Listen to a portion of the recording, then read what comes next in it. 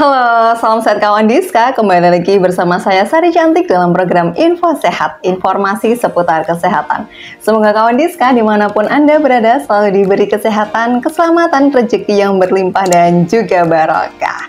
Dan pada kesempatan hari ini saya sudah bersama narasumber saya yang ganteng sekali. Aduh, karena biasanya narasumber saya tuh cantik-cantik nih gitu Pak Mo. ya? Iya dong. Salah masuk ini berarti. Oh, bener kok, masuknya bener kok ya. Bener.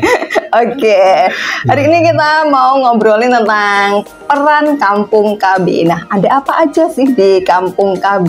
Nah, telah hadir bersama kita hari ini Bapak Mukayan SKM. Beliau adalah Kepala Bidang Keluarga Berencana, Pengendalian Penduduk dan Keluarga Sejahtera pada Dinas Kesehatan, Pengendalian Penduduk dan Keluarga Berencana Dinas Kesehatan Kota Madiun. Ya ampun, panjang sekali ya nih Pak Mo. Aduh, apa kabarnya nih Pak Mo? Baik ya.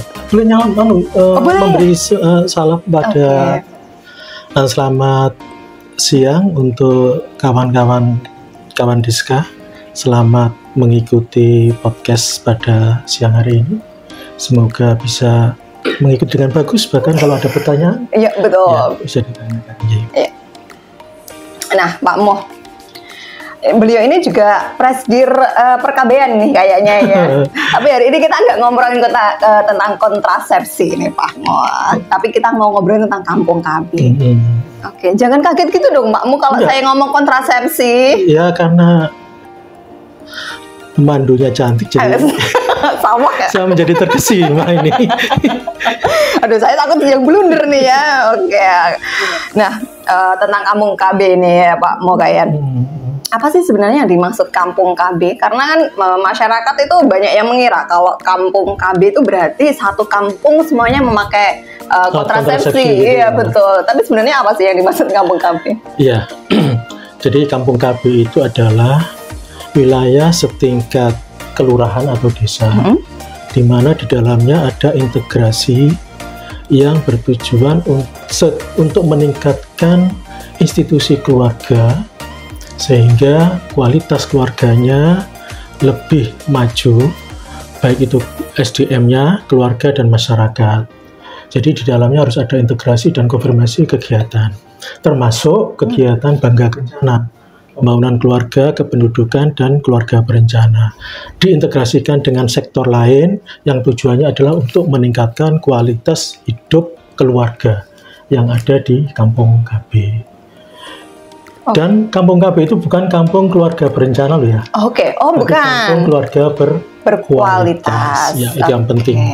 Jadi bukan kampung keluarga berencana, tapi kampung keluarga yang berkualitas. Nah, ngomongin soal Kampung KB tadi disampaikan bahwa itu setingkat kelurahan ya Pak Mu? Iya. Nah, apakah seluruh kelurahan yang ada di Kota Madiun sudah mempunyai Kampung KB? Oh ya, jadi sebelum saya menjawab pertanyaan itu, saya ingin sedikit bercerita bagaimana riwayatnya Kampung KB itu muncul. Jadi pada tanggal 14 Januari 2016, Presiden Jokowi itu berpidato di Kelurahan Martasinga, Kecamatan Gunung Jati, Kabupaten Cirebon. Beliau di sana menyampaikan bahwa perlunya kampung keluarga berencana waktu itu namanya. Apa sih tujuannya? Karena pada saat itu kampung keluarga berencana itu dibangun di daerah yang kumuh atau pinggiran, tepi rel sepur, daerahnya tidak terurus, dan yang penting lagi kampung KB-nya itu cakupan KB-nya rendah, MKJP-nya juga rendah, kelompok kegiatannya juga nggak ada. Sehingga perlu dibentuknya Kampung KB ini karena tujuannya adalah untuk membangun institusi keluarga yang tujuannya ada yang tadi yang saya sebutkan tadi. Tujuan utamanya adalah meningkatkan kualitas SDM masyarakat, terus keluarga, bahkan masyarakat secara keseluruhan itu. Nah, setelah adanya pidato presiden, maka daerah-daerah membentuk Kampung KB. Di tahun 2016 di Kota Madiun baru satu Kampung KB yang dibentuk, yaitu Kampung KB Gelandang Carang yang ada di Sogadan. Itu dibentuk tahun 2016. Dan tahun 2016 sampai 2017 sampai 2019 dibentuk 5 kampung KB yang lain di Kota Madiun. Jadi sampai 2019 itu ada 6 kampung KB yang kriterianya adalah daerah pinggiran. Nah, di tahun akhir 2019 ada tambahan 1 kampung KB lagi yang dibentuk berdasarkan kriteria angka stunting tertinggi, yaitu kebetulan di Kelurahan Klegen, yang kampung KB-nya kita kenal dengan nama Kampung KB Sejahtera. Jadi dengan kata lain, mulai 2016 sampai 2019 ada 7 kampung KB di Kota Madiun. Kalau kita persentase itu sekitar 26% dari jumlah 27 kelurahan yang ada di Kota Madiun. Nah, perkembangan kampung KB ini ternyata berkembang. Setelah tahun 2019 dibentuk kampung KB se-Indonesia itu lebih banyak, ternyata hasilnya tidak optimal. Nah, karena tidak optimal, kenapa tidak optimal? Karena satu, penamaannya Kampung Keluarga Berencana, sehingga memberi kesan bahwa Kampung KB ini adalah miliknya program BKKBN. Padahal di pelaksanaan Kampung KB itu banyak kegiatan yang mengintegrasikan kegiatan dari OPD-OPD lain. Nah, terkait dengan hal itu maka dikeluarkannya surat edaran Dirjen Mendagri nomor 5887 kalau nggak salah ya, tentang perubahan nama dari Kampung Keluarga Berencana menjadi Kampung Keluarga Berkualitas. Nah, dalam perkembangannya kampung KB ini semakin terbentuk sehingga banyak kampung KB dibuat di Indonesia. Dan di tempat kita tadi ya ada 26% dari kampung KB yang ada. Di tahun 2022 Presiden mengeluarkan Impres nomor 3 tahun 2022 tentang optimalisasi pelaksanaan kampung berkualitas, di mana salah satu isinya adalah pembentukan kampung KB di seluruh kelurahan maupun desa dan integrasi daripada lembaga maupun kementerian dalam memberdayakan kampung KB, karena memang pengalamannya banyak kementerian-kementerian yang tidak bisa melakukan kerjasama karena kebijakan secara tertulisnya belum ada. Maka dibentuklah Impres itu. Nah, dengan adanya Impres ini, maka Kota Madiun membentuk lagi 20 kampung KB, sehingga total terbentuk 27 kampung KB atau 100% dari wilayah kampung dari wilayah kelurahan yang ada di Kota Madiun. Terbentuk 100%. Ya. Bahkan sekarang secara Jawa Timur sudah 25 kabupaten kota yang sudah 100%. Tinggal ada 3 kabupaten kota yang belum 100%. Oke, jadi memang sudah 100% di wilayah Kota Madiun ini sudah mempunyai kampung keluarga berkualitas ya. Nah, tadi disampaikan nih bahwa seluruh wilayah Kota Madiun sudah punya kampung KB. Apakah kualitas kampung KB di seluruh kelurahan ini sama nih Pak? Atau memang ada klasifikasinya nih? Iya. Sebelum menjelaskan ini, saya sedikit menjelaskan terkait tingkatan kampung KB. Oke. Jadi ada 4 tingkatan kampung KB, yaitu 1 klasifikasinya dasar, terus berkembang, mandiri, dan berkelanjutan. Itu 4 tingkatan yang ada di kampung KB. Untuk menilai apakah kampung KB ini masuk dalam kelompok dasar, berkembang, mandiri, atau berkelanjutan, yang harus dipahami adalah performa kampung KB itu sendiri. Nah, performa kampung KB ini dilihat dari variabel input, proses, output. Itu yang menentukan apakah kampung KB nanti termasuk dasar, berkembang, mandiri, atau berkelanjutan. Contoh gampang ya, ini kalau saya bacakan untuk dasar, itu apabila indikator input, proses, dan outputnya kurang dari 3. Atau ada salah satu indikator yang nilainya lebih dari 3. Itu masuk dasar. Masuk dasar ini artinya apa? Artinya bahwa di sana kegiatannya belum terintegrasi yang di kampung KB itu dan belum memberikan efek terhadap capaian program. Nah, kalau berkembang itu indikatornya apabila indikator inputnya lebih dari 3 dan outputnya kurang dari 3.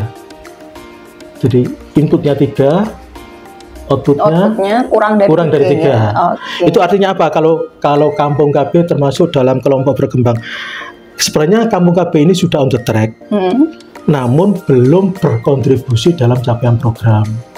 Terus yang ketiga, mandiri. Nah, mandiri ini sudah lumayan bagus. Ini apabila indikator input sama prosesnya itu lebih dari 3, jadi input atau proses, dan outputnya lebih dari 3. Jadi bisa nanti inputnya kurang dari 3 atau prosesnya kurang dari 3. Ya. Nah, ini mempunyai arti bahwa Kampung KB itu mempunyai kontribusi terhadap capaian. Dan yang paling bagus adalah tahapan yang terakhir ini, berkelanjutan. Berkelanjutan itu apabila indikator input, proses, dan outputnya lebih dari 3. Ini artinya program itu Kampung KB-nya sudah efektif dan sasaran dan kontribusi terhadap programnya sudah berjalan sesuai dengan yang diharapkan.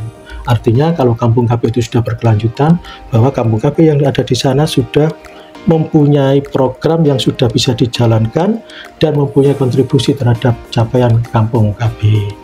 Nah, di Kota Madiun,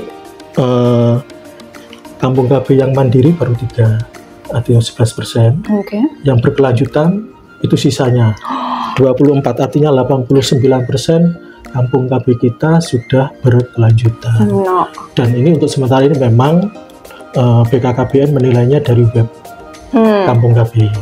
Apakah kegiatannya sudah tercatat di sana atau tidak? Itu yang kondisi yang ada di Kota Madiun terkait dengan Kampung KB-nya. Oke, Pak Mukanya tadi disampaikan juga tentang indikator ya, dan juga dinilai oleh BKKBN langsung nih ya. Iya, betul.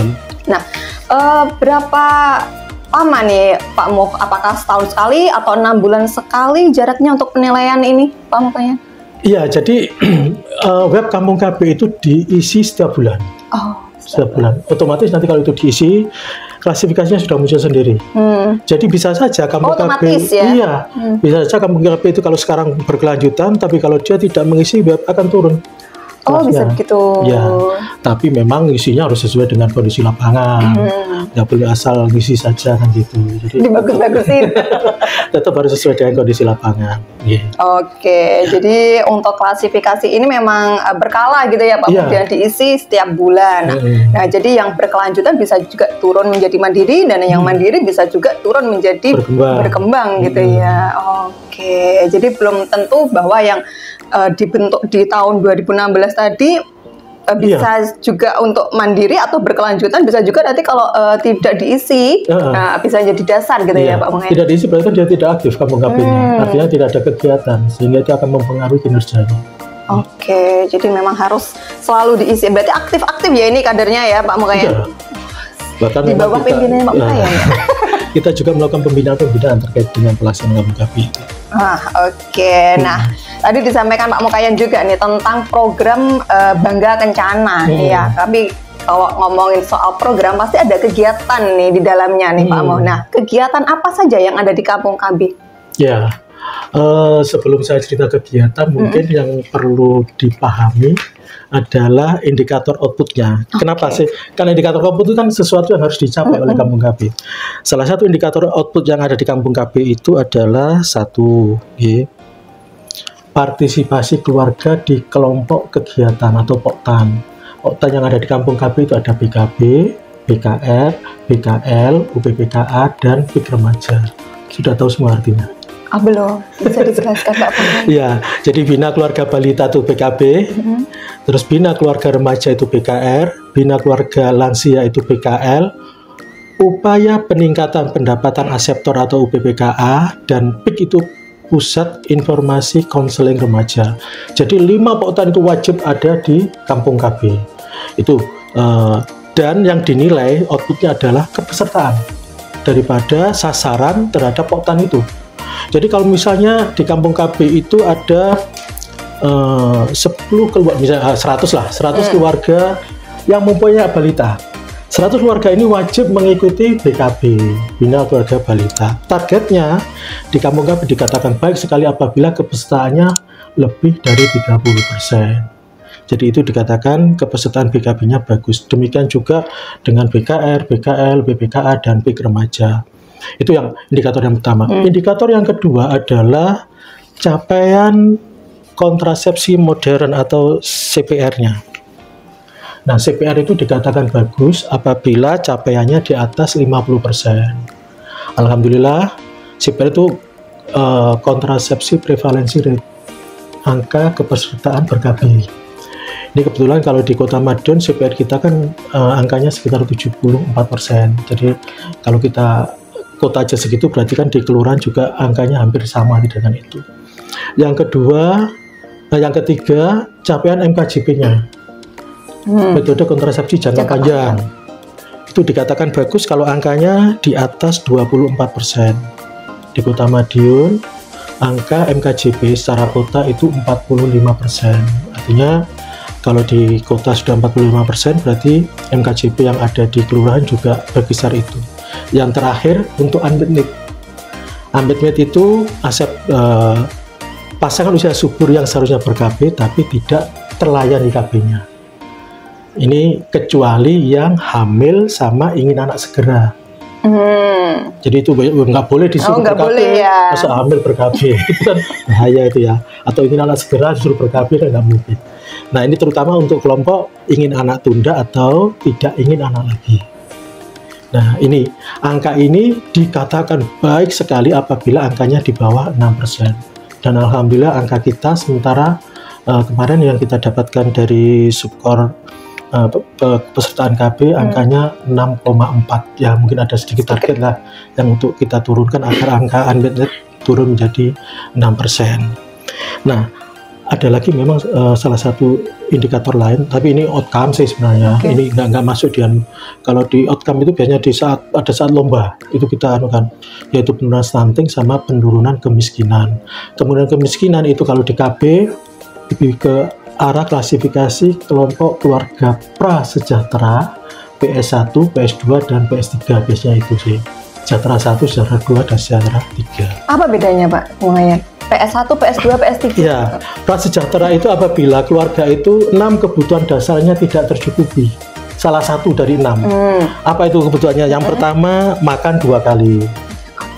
Kita masuk ya, makan 2 kali ya? Masuk, saya masih masuk lah, makan 2 kali. Pakaian ada gantinya. Ada. Tiap hari biru terus gitu kan.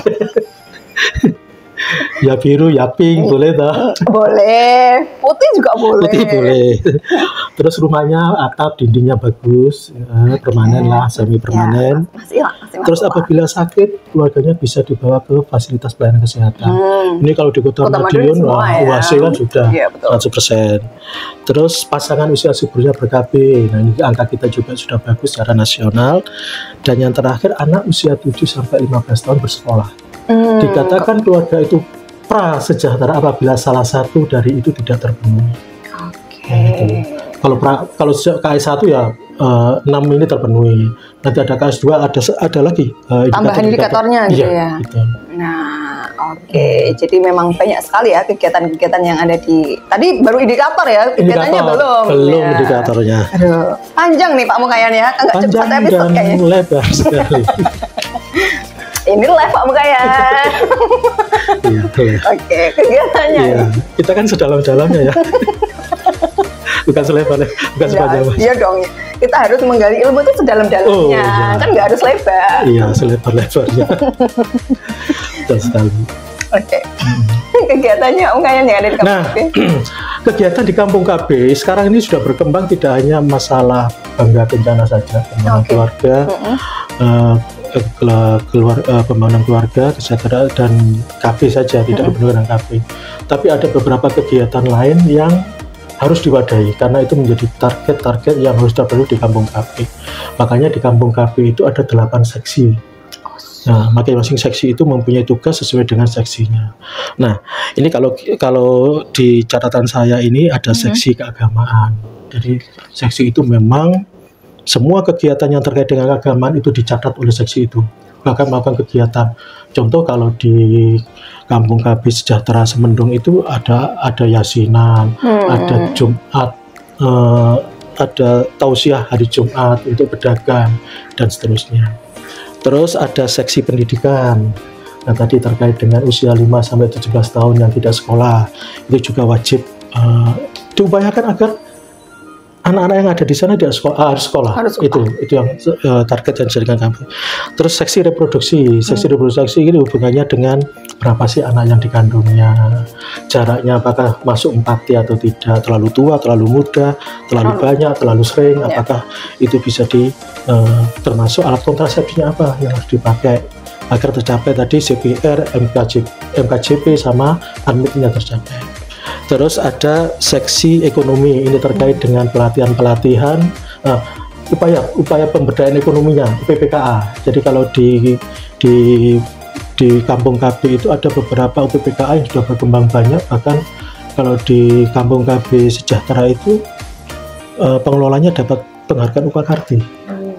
Ya, karena kemampuan dia untuk memberdayakan penggunaan barang bekas dan membelajarkan ke orang lain, anak-anak SLB, sehingga dia mendapatkan Upakarti. Terus seksi perlindungan, ini terkait dengan perlindungan anak. Apakah di sana kegiatan bullying ada atau tidak, itu juga akan dilakukan. Terus seksi kasih sayang, seksi sosial budaya, seksi pembinaan lingkungan. Ini seksi-seksi yang ada di Kampung KB. Jadi seksi-seksi ini menggambarkan kegiatan apa yang dilakukan di Kampung KB.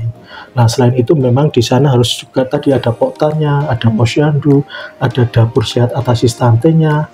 Bahkan sekarang ada sekolah siaga kependudukan. Kalau memang di sana ada sekolah, sehingga harapannya program Bangga Kencana dan program-program lain yang harusnya tercukupi di kelurahan itu bisa tercukupi dengan adanya kegiatan Kampung KB ini.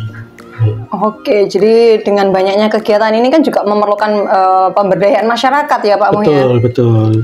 Nah, dalam pemberdayaan masyarakat ini, siapa saja nih yang bergerak atau sebagai penggeraknya nih yang ada di masyarakat, terutama di Kampung KB-nya nih Pak? Iya, kalau di Kampung KB, institusi yang ada kan Kampung KB-nya sendiri. Ada rumah data kependudukan, ada poktan, terus ada PAUD, ada dasyat, dapur atas stunting dan sebagainya, ada posyandu. Jadi dari itu yang menjadi penggeraknya adalah satu PKB wajib, karena PKB itu terutama PKB wilayah ya, itu merupakan daerah binaannya. Yang kedua bidan wilayah, terus ada dari unsur tim penggerak PKK, PKK. Kelurahan, ada kader, baik itu kader kesehatan maupun kader KB, dan juga dari kelurahan juga, karena wilayahnya setingkat kelurahan. Itu tokoh-tokoh masyarakat juga sih yang terlibat di sana, termasuk ada ya baik itu tokoh informal maupun tokoh formal, menjadi penggerak yang ada di Kampung KB. Oke, jadi untuk selain PKK tadi disebutkan ada PKK, ada kader KB, kader kesehatan. Nah, apakah ada OPD yang terlibat nih Pak Muhya selain dinas kesehatan tentunya ya? Iya, ini kalau kita gabungkan dengan Impres nomor 3 tahun 2022 tentang optimalisasi kampung keluarga berkualitas, di sana disebutkan bahwa beberapa OPD harus terlibat langsung di Kampung KB. Nah, untuk di Kota Madiun itu kalau di Impres nomor 3 itu kalau nggak salah ada 15 OPD yang terlibat. Bukan OPD kalau di sana ya, kementerian dan lembaga. Nah, kalau di daerah, ya kalau di Kota Madiun OPD terlibat itu saya hitung lebih dari sekitar 20-an. Itu yang menyebabkan hampir semua berarti ya? Iya, itu yang menyebabkan kenapa banyak penghargaan yang kita dapatkan untuk Kampung KB itu. Jadi mulai dari dinas sosial, PPPA itu terkait dengan tadi bullying, bantuan sosial apa yang diberikan ke masyarakat. Terus ada dinas PU dan pemukiman dan ruang ya, tata ruang ya.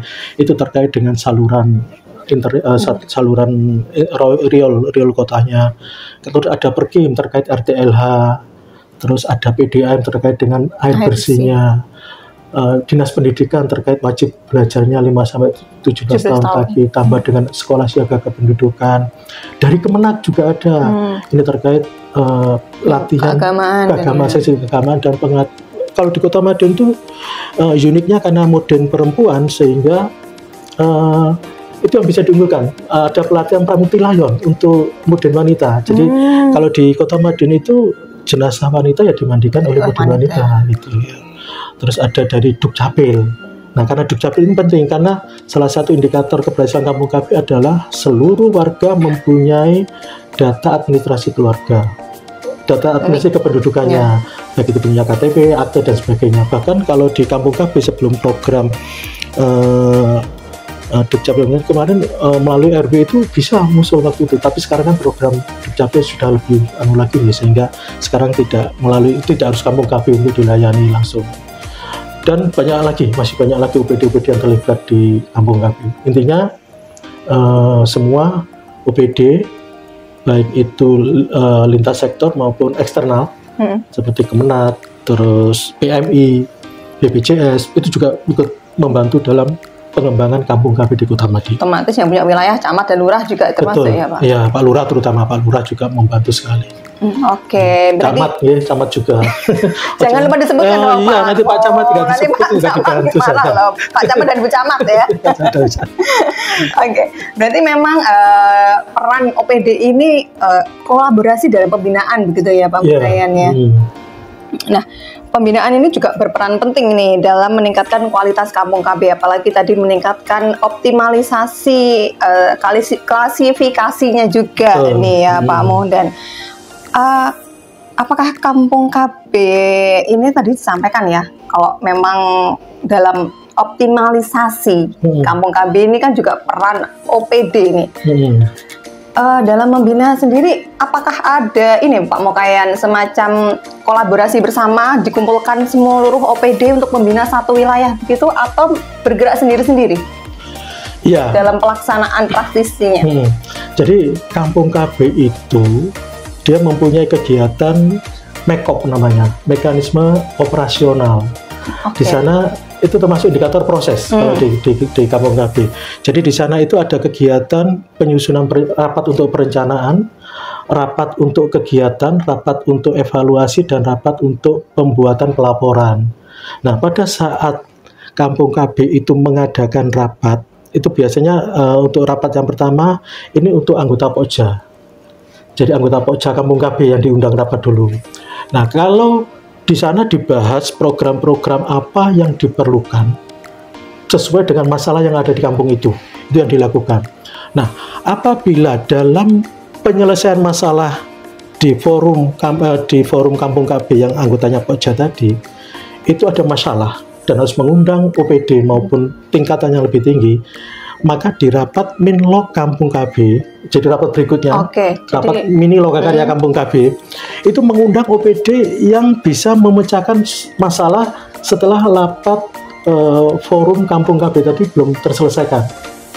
Jadi sudah mengundang eksternal sesuai dengan permasalahannya. Contoh ya, sekarang di salah satu Kampung KB P2L-nya adalah budidaya ternak lele. Ternyata di sana banyak lele yang mati. Nah, ini Kampung KB melalui Pak Lurah bisa mengundang OPD terkait untuk cara mengatasinya. Dan itu diundang langsung, nanti timnya akan turun ke bawah untuk melihat permasalahannya apa dan solusi apa yang dilakukan terkait dengan permasalahan yang ada. Kalau dengan ternak lele berarti Dinas Ketahanan Pangan dan Pertanian yang diundang. Kalau terkait misalnya, ternyata di tempat saya banyak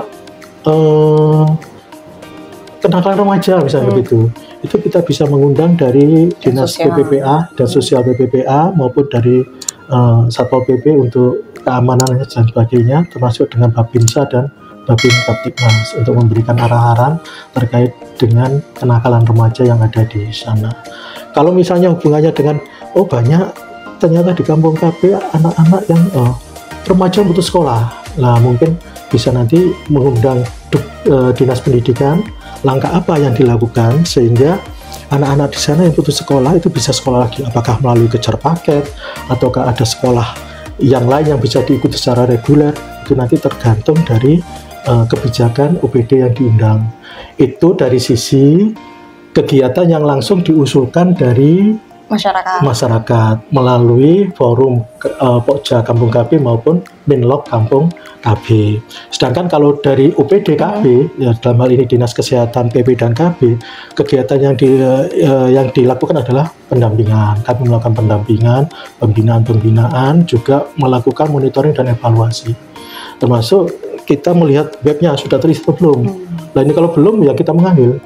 Nah untuk Kota Madiun memang kita membentuk PJ, penanggung jawab web Kampung KB ini, sehingga dengan mengundang ini diharapkan nanti laporannya, karena terus terang tidak semua kader itu kan bisa mengisi aplikasi, betul, sehingga kita mengambil PJ yang kira-kira mumpuni untuk melaksanakan kegiatan ini, yaitu pengisian web Kampung KB-nya tadi. Oke, jadi memang ada evaluasi dan juga monitoring juga ya Pak Mukayan, baik dari OPD pengampunya langsung dan juga tadi disampaikan Pak Mukayan juga ada mini lokakarya ya yang ada di Kampung KB. Berarti kalau ada permasalahan sudah diatasi sendiri oleh Kampung KB bersama pejabat setempat, lurah gitu ya, untuk mengundang OPD mana nih yang terkait dalam permasalahan tersebut gitu ya Pak Mukayan. Termasuk mengundang CSR. Oh begitu. Jadi dasar di Kampung KB itu Kampung KB sudah didukung sama CSR. Oh hebat. Jadi pemberdayaan kader memang kita optimalkan. Memang dengan kata lain Kampung KB itu kan dari, oleh dan untuk masyarakat yang ada di Kampung KB itu, sehingga dia merasa memiliki. Sebab kalau nanti kadernya hanya menunggu saja ya Kampung KB-nya nggak bisa berkembang. Jadi memang Kampung KB ini bisa berkembang karena kader-kadernya harus kader-kader militan gitu ya. Kader-kader militan yang merasa memiliki bahwa itu program untuk kebaikan masyarakat yang ada di Kampung KB itu. Oke, dengan kader-kader yang militan tadi dan juga capaiannya lebih dari 80% nih. Tadi kan disampaikan Pak Mukayan bahwa Kampung KB di Kota Madiun ini berkelanjutan ya, 89% nih berkelanjutan ya. Tadi juga disampaikan banyak prestasinya yang sudah diraih. Nah, prestasi apa aja nih Pak Mukayan yang sudah diraih oleh Kampung KB di Kota Madiun? Ya, prestasi yang dicapai oleh Kampung KB tahun 2020 itu Kampung KB di Manguharjo, Gedewangan ya, itu sebagai lokus kegiatan lomba PKK Sehat Lestari Berencana dan menjadi juara 1 tingkat provinsi. Terus di tahun 2022 ini di Kampung KB Kapendis itu juga menjadi juara 1 nasional untuk Kampung KB kategori perkotaan. Jadi juara 1 provinsi karena memang lomba tingkat nasionalnya nggak ada waktu itu. Terus tahun 2022 ini di Kampung KB Sejahtera Klegen ini menjadi lokus penilaian lomba Sehat Lestari Berencana dan menjadi juara 1 provinsi nasional. Di tahun yang sama Kampung KB Sejahtera Kelurahan Klegen itu juga menjadi juara 1 provinsi untuk Kampung KB kategori berkelanjutan. Dan tahun 2023 kemarin menjadi juara 1 nasional untuk Kampung KB kategori berkelanjutan. Selain itu tahun 2024 ini terutama di ketua Kampung KB ya, baik yang di Kapendis itu Kelurahan Rejomulyo maupun yang di Klegen, itu ketua Kampung KB-nya mendapatkan penghargaan tertinggi dari kepala BKKBN nasional, mendapat namanya Wirakarya Kencana, dan diterimakan beliau pada saat Hari Keluarga Nasional kemarin di Semarang. Itu atas nama Pak Supriyadi dan untuk Kapendis dan Bu Sugiyarti untuk Kampung KB Sejahtera Klegen. Dan ini juga kemarin mendukung Ibu Ketua Tim Penggerak PKK Kota Madiun untuk mendapatkan Manggala Karya Kencana di Kelurahan Klegen. Penghargaan tertinggi ya itu ya Pak Mukayan. Untuk Ketua Tim Penggerak PKK. Dan di tahun yang itu tahun 2022, tahun 2023 Bapak Wali Kota mendapatkan Satya Lencana Wirakarya terkait upaya program Bangga Kencana dan penurunan stunting. Jadi Satya Lencana Wirakarya itu penghargaan tertinggi untuk kepala daerah dari Presiden. Ini diterimakan pada saat di Medan, ya. Dan banyak kabupaten kota, baik itu dari luar provinsi, dalam provinsi, yang melakukan kaji banding terutama ke Klegen. Klegen itu memang karena dia juara nasional, dia banyak dikunjungi oleh baik dari dari Sulawesi, Sumatera, ya, dari Sumatera, dari Sulawesi, dari Kalimantan Timur, terutama memang untuk kampung KB-nya. Sedangkan untuk kampung KB Kapendis itu dijadikan studi banding untuk aplikasi kampung KB-nya, namanya Tamara, Data Masyarakat Madiun Sejahtera. Data itu memberikan gambaran kependudukan yang ada di wilayah kampung KB tersebut, termasuk indikator-indikator selain kependudukan juga ada indikator-indikator yang lain yang bisa didapatkan dari data Tamara ini. Termasuk beberapa laporan sudah diambil dari laporan ini, misalnya laporan RT, laporan Dasawisma dan sebagainya, itu diambilkan dari laporan ini.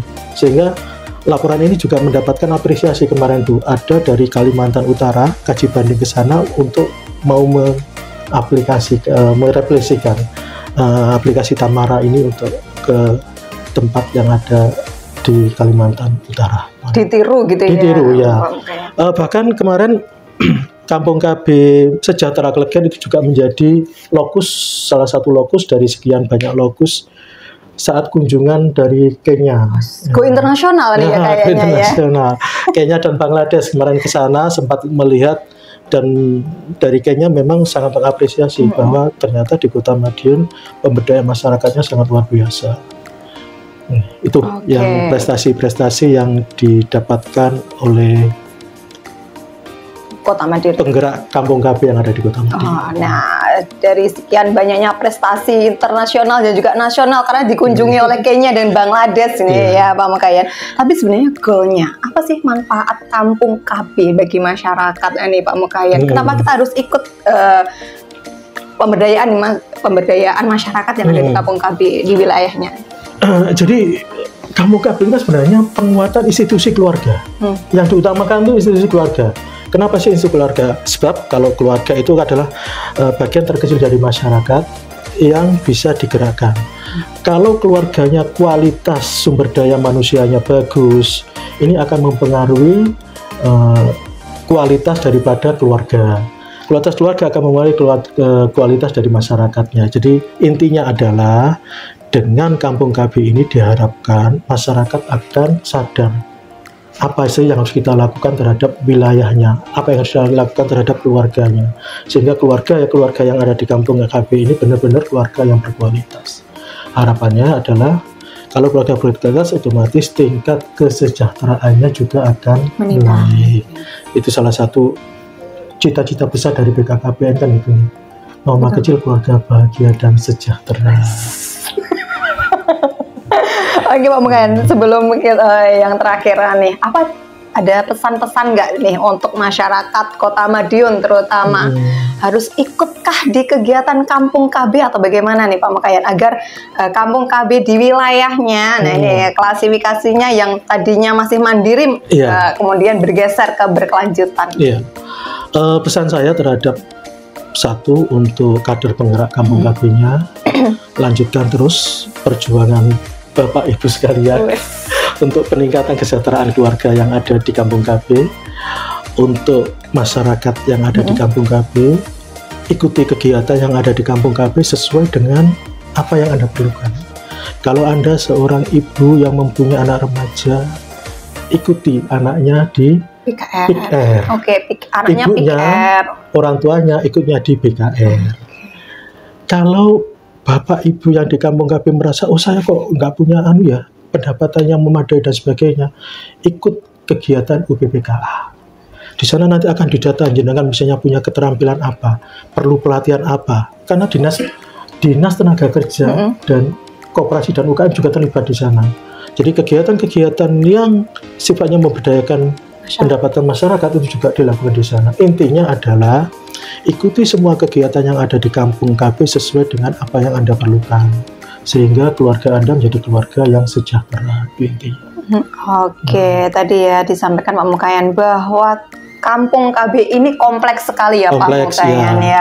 Bukan satu OPD saja yang terlibat. Betul, banyak sekali OPD. Hampir semua OPD yang ada di Kota Madiun terlibat di dalamnya ya. Jadi bagi Anda masyarakat nih yang dekat dengan Kampung KB gitu ya, di wilayahnya ada Kampung KB-nya. Nah, ikuti semua kegiatan yang ada di Kampung KB sesuai kebutuhan Anda gitu. Baik, terima kasih Pak Mukayan atas waktu dan ilmu yang dalam sekali ya hari ini. Mbak, saya menghadap ke jenengan karena lebih menarik daripada daripada ke HP ya. Oh, ke HP ya. Kalau operatornya menarik juga sih. Iya dong, operatornya kecuali baju putih, nggak mungkin saya tertarik dengan baju putih. Itu jeruk makan jeruk ya kalau tertarik dengan yang baju putih. Oke, Pak Mukayan. Tadi disampaikan Pak Mukayan bahwa Kampung KB ini tidak sekedar hanya kampung yang warganya mungkin berkontrasepsi ya, tapi di dalamnya banyak sekali kegiatan-kegiatan yang sangat bermanfaat bagi masyarakat. Nah, tadi ikuti semua kegiatan yang ada di Kampung KB sesuai kebutuhan ya, pesannya Pak Mukayan. Dan perlu diingat, tidak harus ada kegiatan baru sebenarnya. Ya cuma inovasi gitu ya, banyak inovasi makin bagus. Iya, baik. Tadi disampaikan Pak Mukayan juga bahwa Kampung KB ini komplek ya, mulai dari bayi, balita, remaja, ibu hamil, puswus, sampai lansia juga ada nih kegiatan yang dilaksanakan di Kampung KB. Nah, itu tadi podcast kita hari ini, peran Kampung KB bersama Bapak Mukayan SKM, Kepala Bidang Keluarga Berencana, Pengendalian Penduduk dan Keluarga Sejahtera ya. Ini kayaknya diborong semua ya sama Pak Mukayan ya. Iya, itu satu OPD di Pak Mukayan semua. Oke, terima kasih Pak Mukayan atas waktunya hari ini. Dan jangan lupa terus saksikan info sehat hanya di IG Promkes Kota Madiun dan YouTube Kawan Diska. Bye bye. Bye bye.